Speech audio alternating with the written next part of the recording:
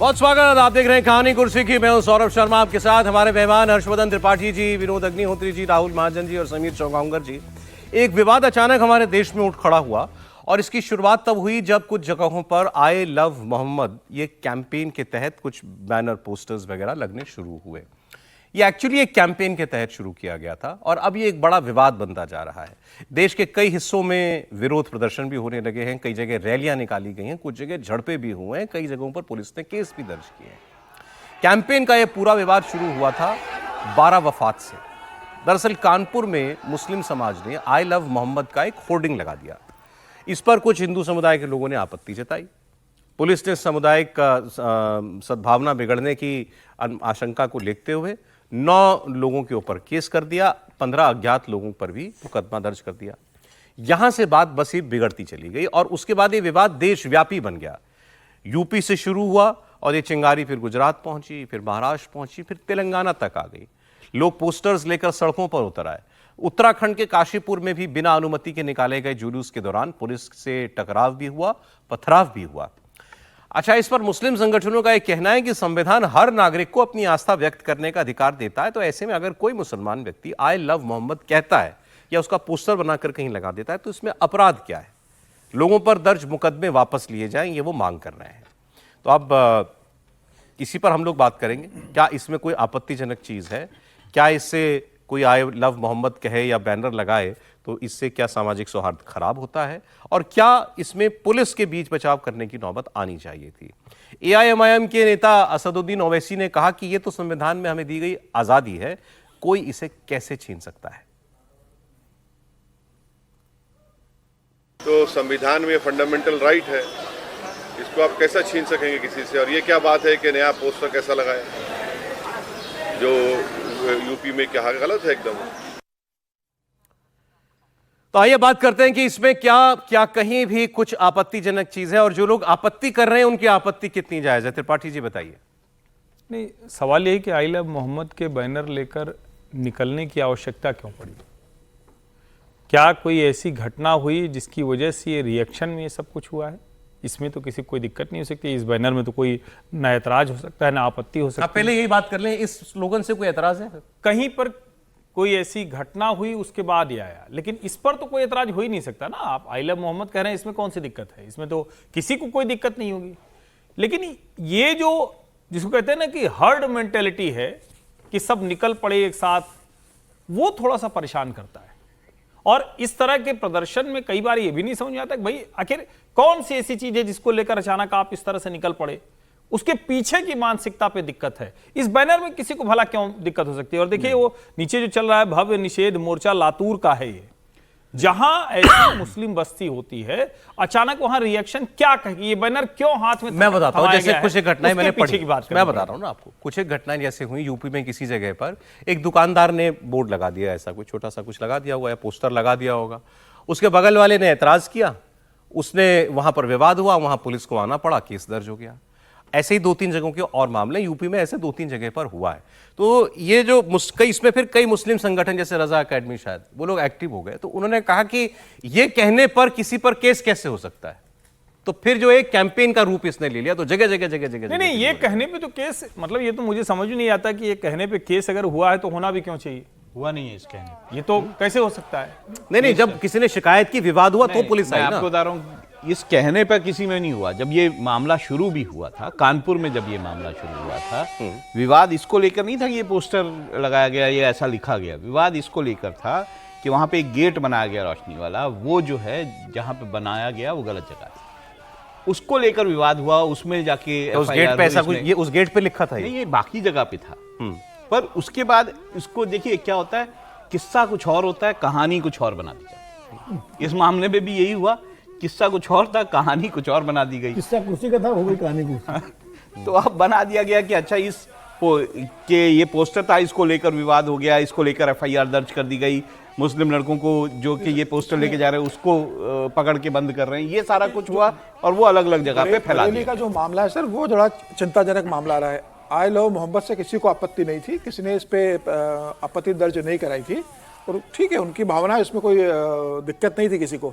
लेकिन उसको लेकर जब वो वहाँ से निकले तो एक हिंदू बहुल इलाके में इसको बहुत जोर से उन्होंने लहराया गया, और फिर शिकायत की गई तो पुलिस ने आके कहा कि भाई आप इसका जुलूस निकाल रहे, आप जुलूस निकलाइए, आप किसी को उत्तेजित करने के लिए इसका इस्तेमाल मत कीजिए। तो वहाँ कहा गया पुलिस से कि भाई अगर आप रोकोगे तो आपके हाथ काट दिए जाएंगे। इसका वीडियो बड़ा वायरल हो रहा है और हम जैसा चाहेंगे इसको वहाँ इस्तेमाल करेंगे। तो इस तरीके से जो उकसाने वाली कार्रवाई हो रही थी उसका विरोध किया गया है। देखिए जो बात खबर जो आपने कानपुर वाली बताता हूँ, अब इन हिंदुस्तान टाइम्स की खबर कोट कर रहा हूँ इसीलिए आपको। Controversy began on September 9 when Kanpur police registered an FIR against 9 named and 15 unnamed people allegedly putting up boards reading I Love Mohammed on a public road during a Bara Wafat procession. वो road पर poster लगाने पर police ने किया। नहीं, मैं वही ये ना बड़ा अलग उमर अब्दुल्ला का आ गया कि भाई ये 3 शब्द आई लव मोहम्मद, इससे किसी को क्या एतराज हो सकता है, पुलिस क्यों उस पर। मैं आपको बाकी खबरें बता देता हूँ फिर। वहां पर ये कहा गया कि ये जागरण की खबर है, उसमें ये कहा गया कि रोशनी कार्यक्रम के दौरान बिना अनुमति के गेट बनाने पर हुआ। ओके। और उसके बाद जो है नाम दिए गए कि शराफत हुसैन और शब नूर आलम और इन सब के खिलाफ FIR दर्ज की गई। तो देखिए मैं वही कह रहा हूँ, एक बात कंफर्म हो गई कि ये सब कानपुर से शुरू हुआ था। कानपुर से अब ये फैल गया देश भर के अंदर फैल गया और वहां पर ये फैला दिया गया कि ये कहने पर कि आई लव मोहम्मद, ये कहने पर जो है। सर बताइए क्या कहेंगे इस कंट्रोवर्सी पे। नहीं, पहली बात तो ये है कि देखिए थोड़ा इनिशियली लेवल पे पुलिस ने अगर सही ढंग से उसको हैंडल किया होता तो ये नौबत नहीं आती। अब वो चाहे गेट बनाने पर विवाद हो या पोस्टर लगाने पर विवाद हो, पुलिस ने आनंद फानन में जाके FIR दर्ज कर दी और FIR में उन्हीं लोगों को दर्ज किया जो मुस्लिम समुदाय के लिए। तो मैसेज ये गया या इस तरह का कैंपेन करने का मौका मिला कि देखिए साहब आई लव यू मोहम्मद लिखने पर जो है आई लव मोहम्मद लिखने पर पुलिस ने मुसलमानों के खिलाफ मुकदमा दर्ज कर दिया। ये अफवाह या जो भी ये इसको स्प्रेड करने का मौका मिला और उसके बाद ये पूरा एक मामला भड़क गया। मुझे लगता है कि थोड़ा अगर पुलिस ढंग से, प्रॉब्लम ये हो गई है सौरभ भाई कि हमारे पुलिस तंत्र में भी कई बार कई फैसले बहुत जल्दबाजी में हड़बड़ी में नीचे के स्तर पर होते हैं और जो आगे चल के चीज़ों को बिगाड़ देते हैं। अगर कोई जिम्मेदार अधिकारी शुरू से इन चीज़ों को बैठा के समझा बुझा के लोगों को वापस कर देता और केस रजिस्टर करने के बजाय अपने तरीके से चीज़ों को निपटा देता तो शायद इतना बड़ा बवाल नहीं होता।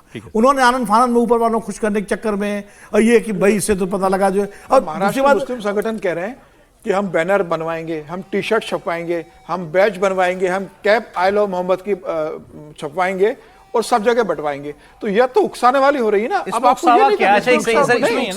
अब इस मामले को इंटेंशनली आप टी-शर्ट कह के हम वैसे बनाएंगे, हम बैच लगाएंगे, हम 10 जगह इसको डिस्ट्रीब्यूशन करवाएंगे। भाई हर मुसलमान मोहम्मद साहब को अब जीवन में सबसे सर्वोच्च दर्जा देता है, देता है। तो फिर अगर वो मुंह से कहेगा आई लव मोहम्मद तो प्रॉब्लम क्या है भाई? किसी को दिक्कत नहीं है, किसी को दिक्कत पहने की टी-शर्ट पर लिखवाए क्या? इससे हमें किसी भी और धर्म के आदमी को उकसावा क्यों होना चाहिए? हम भी तो जय भोलेनाथ बोलते नहीं बोलते, जाते जाते हर जगह नारा लगा बोलते हैं जय श्री राम। आजकल हर जगह चलन में है। टी-शर्ट फिर वो कहने लगे हमको इससे प्रॉब्लम होती है, कुछ होता है। एनीवे चलिए ये एक बात हुई। अब मैं दूसरी कंट्रोवर्सी ऐसी कुछ है उस पर बात करता हूँ। नवरात्रि में देश भर में रौनक है, दुर्गा पंडाल सज गए हैं, तो अब गरबा डांडिया का भी आयोजन होगा।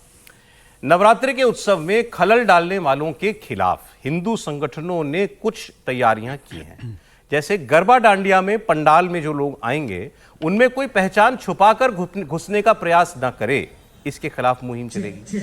मुंबई से लेकर भोपाल, जयपुर, हैदराबाद तक पहले देखा जाएगा कि हाथ में कलावा है कि नहीं, माथे पे तिलक है कि नहीं, और वही देख करके किसी को एंट्री दी जाएगी।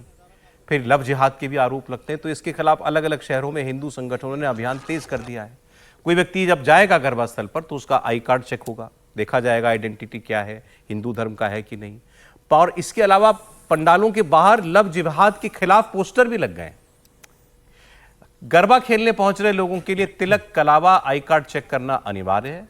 महाराष्ट्र और गुजरात में कई जगहों पर तो भगवान विष्णु के वराह अवतार की मूर्तियां तक लगाई गई हैं और यह कहा गया है कि जो अंदर जाए पहले भगवान विष्णु के वराह अवतार के सामने नमन करे, उनको प्रणाम करे और उसके बाद ही उसको एंट्री मिलेगी। इतना ही नहीं, कई जगहों पर तो गौमूत्र का छिड़काव किया जा रहा है। कई जगह कहा जा रहा है कि गौमूत्र पान भी आपको करना पड़ेगा एंट्री करने के लिए। ये सब कुछ है क्यों? वराह अवतार गूगल कर लीजिएगा आप, उसमें ज्यादा मैं नहीं बोलना चाहता। सब इसलिए किया जा रहा है कि कोई मुसलमान पहचान छुपा के गरबा खेलने ना आए। अच्छा, ऐसे वाकिफ हुए हैं, लेकिन इस बार ये मामला अलग लेवल तक ले जाया गया है। गौमूत्र का छिड़काव, वराह अवतार की प्रतिमा, कलावा चेक होगा तो तिलक लगा है कि नहीं, ये सब। तो इस पर देखिए हमारे रिपोर्टर ने एक जगह से एक रिपोर्ट भेजी है, कैसी तैयारी हो रही है गरबे की।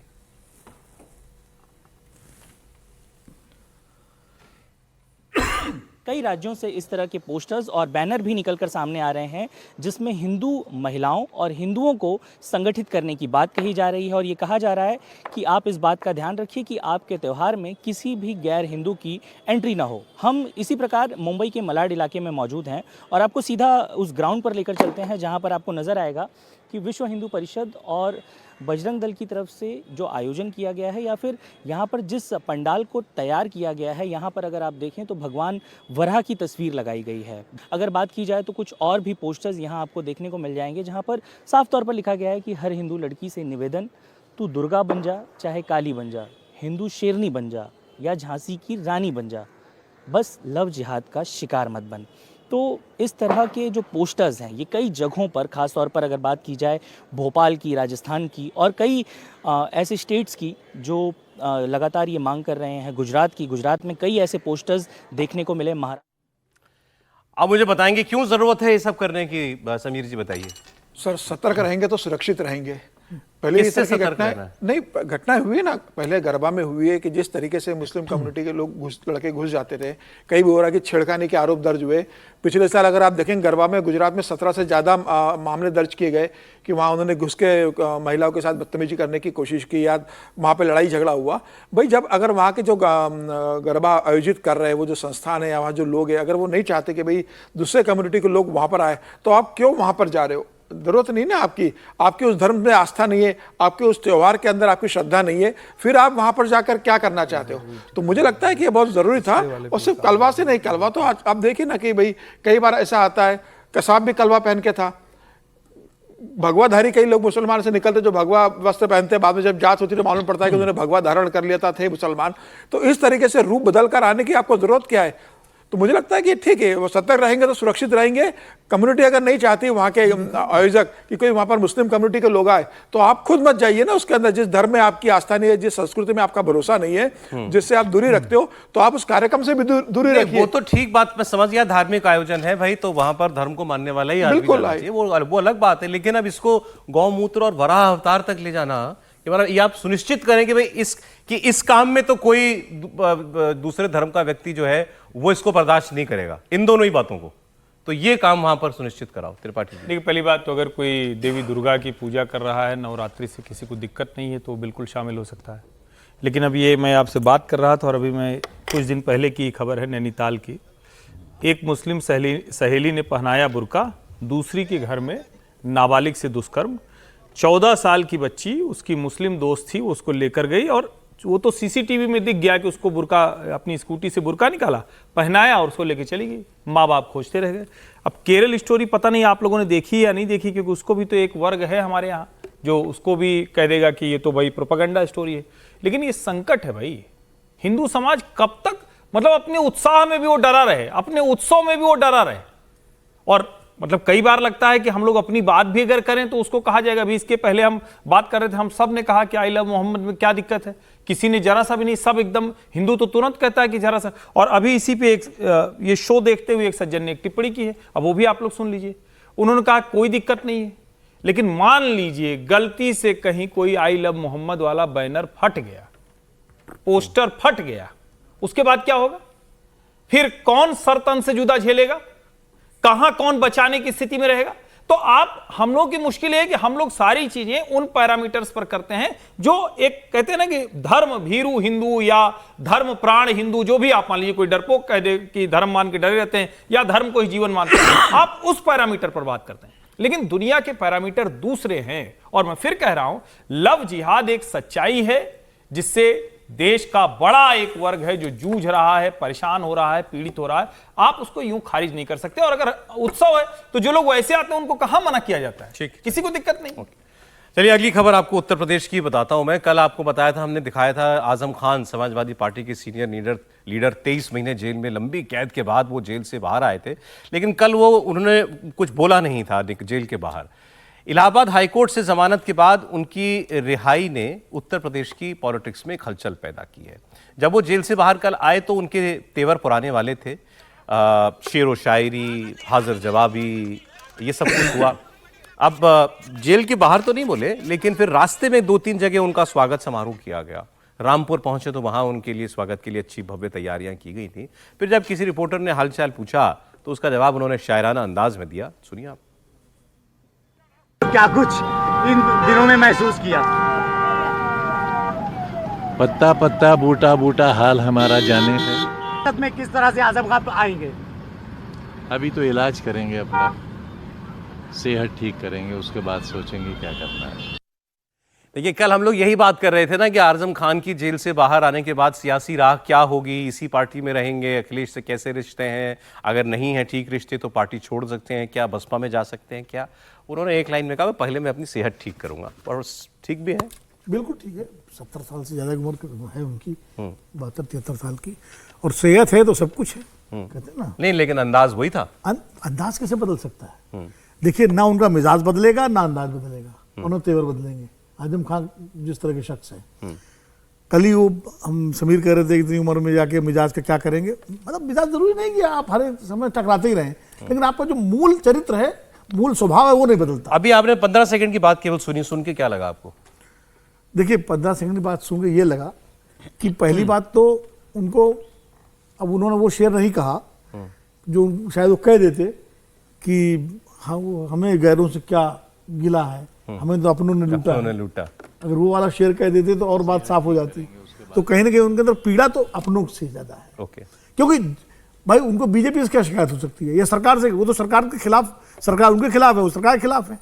ठीक। लेकिन इस संकट के समय कितने अपने उनके साथ खड़े रहे। पत्ते खोले नहीं इन्होंने, लेकिन वो पत्ते नहीं खोले उन्होंने, वो उनकी तकलीफ है। सर, अखिलेश जी तक आपकी बात जा रही है? नहीं, मैं तो अखिलेश जी का नाम थोड़ी ले रहा हूँ, अपनों में तो बहुत सारे लोग हैं। उन्होंने लूटा, गैरों में कहा नहीं, वो तो शेर है। कश्ती वहां डूबी जहां और भाई जहां समाजवादी पार्टी थी। ठीक है, चलिए अब ये वही फैसला तो हुआ। करने दीजिए उनको। आज वक्त इतना ही था, बहुत शुक्रिया समीर जी, राहुल जी, विनोद जी, हर्षवर्धन जी। कल फिर मुलाकात होती है आपके प्रोग्राम कहानी कुर्सी की।